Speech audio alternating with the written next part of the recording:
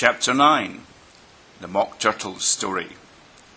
"You can't think how glad I am to see you again, you dear old thing," said the Duchess, as she tucked her arm affectionately into Alice's, and they walked off together. Alice was very glad to find her in such a pleasant temper, and thought to herself that perhaps it was only the pepper that had made her so savage when they met in the kitchen. "When I'm a duchess," she said to herself, not in a very hopeful tone though, "I won't have any pepper in my kitchen at all. Soup does very well without. Maybe it's always pepper that makes people hot-tempered," she went on, very much pleased at having found out a new kind of rule, "and vinegar that makes them sour, and chamomile that makes them bitter, and barley sugar and such things that make children sweet-tempered. I only wish people knew that. Then they wouldn't be so stingy about it, you know." She had quite forgotten the Duchess by this time, and was a little startled when she heard her voice close to her ear. "You're thinking about something, my dear, and that makes you forget to talk.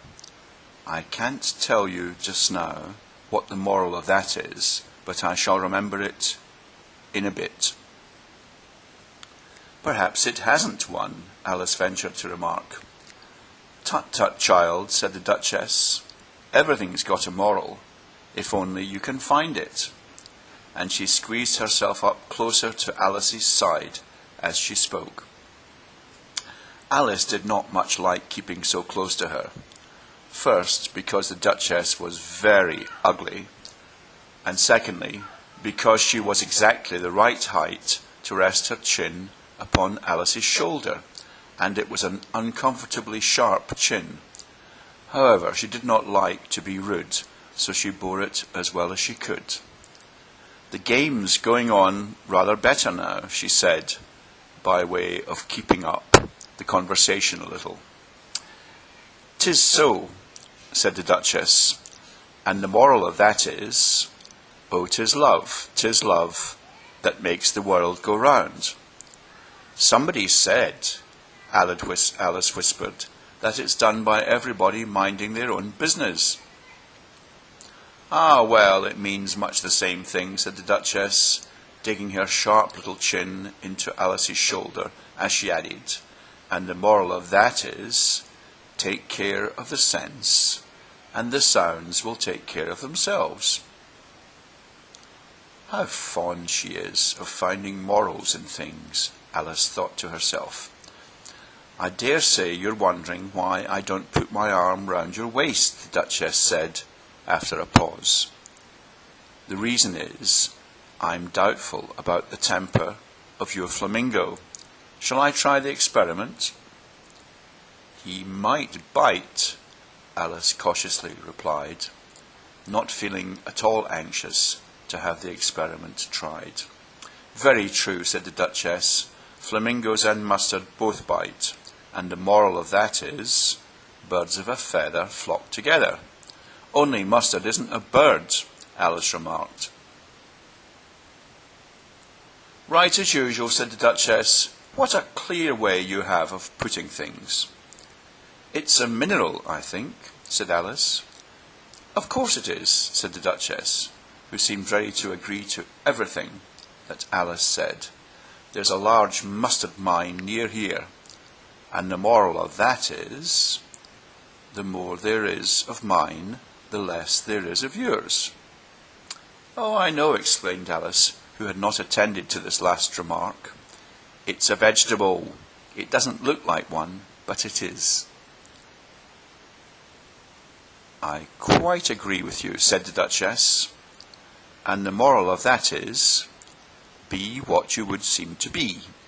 Or, if you'd like to put it more simply, never imagine yourself not to be otherwise than what it might appear to others, that what you were or might have been was not otherwise than what you had been would have appeared to them to be otherwise."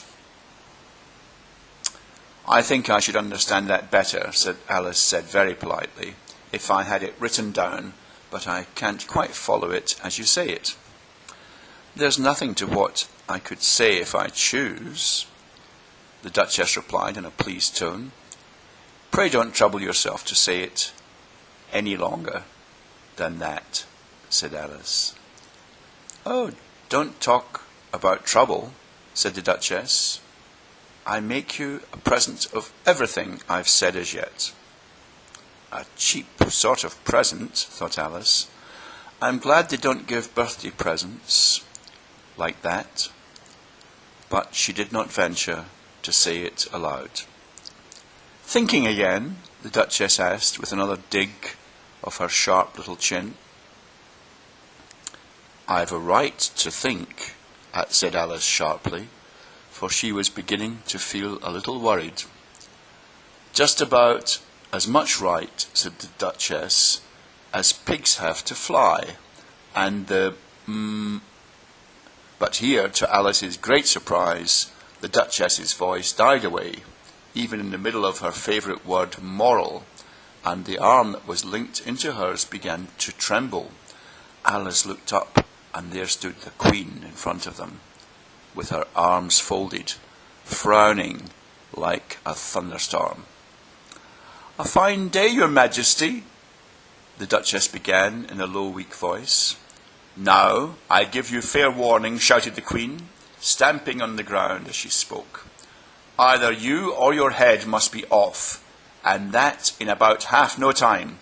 Take your choice. The Duchess took her choice and was gone in a moment. Let's get on with the game, the Queen said to Alice, and Alice was much too frightened to say a word, but slowly followed her back to the croquet ground. The other guests had taken advantage of the Queen's absence and were resting in the shade. However, the moment they saw her, they hurried back to the game, the Queen merely remarking that a moment's delay would cost them their lives. All the time they were playing, the Queen never left off quarrelling with the other players and shouting, "Off with his head!" or "Off with her head!" Those whom she sentenced were taken into custody by the soldiers, who of course had to leave off being archies to do this, so that by the end of half an hour or so, there were no archies left, and all the players, except the King, the Queen, and Alice, were in custody and under sentence of execution. Then the Queen left off, quite out of breath, and said to Alice, "Have you seen the mock turtle yet?"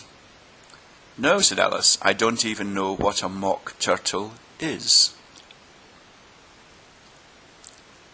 "It's the thing mock turtle soup is made from," said the Queen. "I never saw one, or heard of one," said Alice. "Come on then," said the Queen, "and he shall tell you his history." As they walked off together, Alice heard the King say in a low voice to the company generally, "You are all pardoned." "Come, that's a good thing," she said to herself, for she had felt quite unhappy at the number of executions the Queen had ordered. They very soon came upon a griffin lying fast asleep in the sun. If you don't know what a griffin is, look at the picture. "Up, lazy thing," said the Queen, "and take this young lady to see the mock turtle and to hear his history. I must go back and see after some executions I have ordered." And she walked off, leaving Alice alone with the griffin. Alice did not quite like the look of the creature, but on the whole she thought it would be quite as safe to stay with it as to go after that savage Queen. So she waited. The griffin sat up and rubbed its eyes. Then it watched the Queen till she was out of sight. Then it chuckled. "What fun," said the griffin, half to itself, half to Alice. "What is the fun?" said Alice. "Why, she," said the griffin. "It's all her fancy. that. They never executes nobody, you know. Come on. Everybody says, come on here, thought Alice, as she went slowly after it. I never was so ordered about in all my life, never. They had not gone far before they saw the Mock Turtle in the distance, sitting sad and lonely on a little ledge of rock, and as they came nearer, Alice could hear him sighing, as if his heart would break. She pitied him deeply. What is his sorrow? She asked the Gryphon, and the Gryphon answered, very nearly in the same words as before. It's all his fancy, that. He hasn't got no sorrow, you know. Come on. So they went up to the Mock Turtle, who looked at them with large eyes full of tears, but said nothing.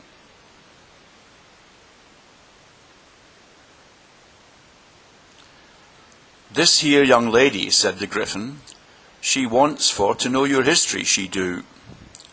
I'll tell it her, said the Mock Turtle in a deep hollow tone. Sit down, both of you, and don't speak a word till I've finished. So they sat down, and nobody spoke for some minutes. Alice thought to herself, I don't see how he can even finish if he doesn't begin. But she waited patiently. Once, said the Mock Turtle at last, with a deep sigh, I was a real turtle. These words were followed by a very long silence, broken only by an occasional exclamation of "Hicra" from the Gryphon, and the constant heavy sobbing of the Mock Turtle. Alice was very nearly getting up and saying, Thank you, sir, for your interesting story. But she could not help thinking, there must be more to come. So she sat still and said nothing. When we were little, the Mock Turtle went on, at last more calmly, though still sobbing a little now and then, we went to school in the sea. The master was an old turtle. We used to call him Tortoise. Why did you call him Tortoise if he wasn't one? Alice asked. We called him Tortoise because he taught us, said the Mock Turtle angrily. Really, you are very dull. You ought to be ashamed of yourself for asking such a simple question, added the Gryphon. And then they both sat silent and looked at poor Alice, who felt ready to sink into the earth. At last the Gryphon said to the Mock Turtle, Drive on, old fellow, don't be all day about it. And he went on in these words. Yes, we went to school in the sea, though you mayn't believe it. I never said I didn't, interrupted Alice. You did, said the Mock Turtle. Hold your tongue, added the Gryphon, before Alice could speak again. The Mock Turtle went on. We had the best of educations. In fact, we went to school every day. I've been to a day school too, said Alice. You needn't be so proud as all that. With extras? Asked the Mock Turtle, a little anxiously. Yes, said Alice. We learned French and music. And washing? Said the Mock Turtle. Certainly not, said Alice indignantly. Ah, then yours wasn't a really good school, said the Mock Turtle, in a tone of great relief. Now at ours they had, at the end of the bill, French, music, and washing, extra. You couldn't have wanted it much, said Alice, living at the bottom of the sea.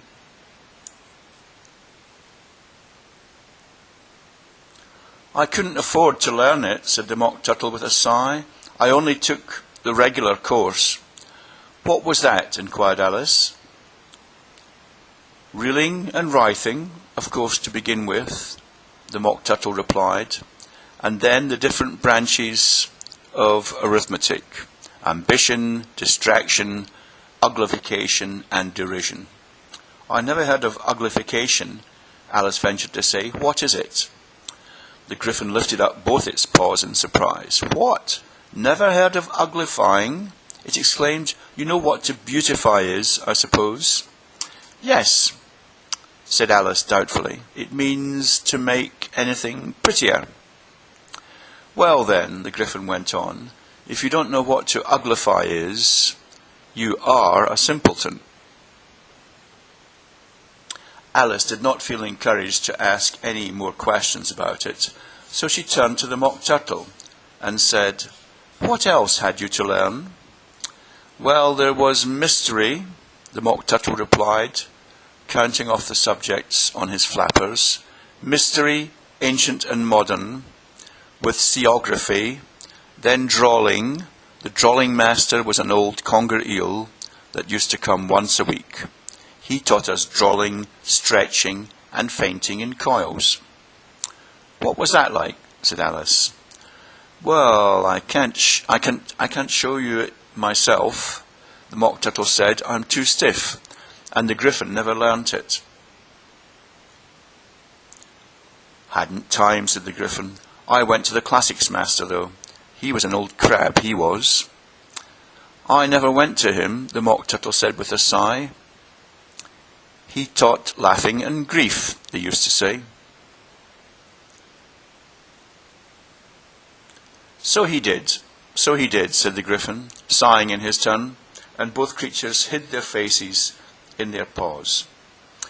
And how many hours a day did you do lessons? Said Alice, in a hurry to change the subject. 10 hours the first day, said the Mock Turtle, 9 the next, and so on. What a curious plan, exclaimed Alice.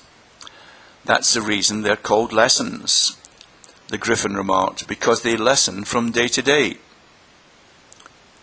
This was quite a new idea to Alice, and she thought it over a little before she made her next remark.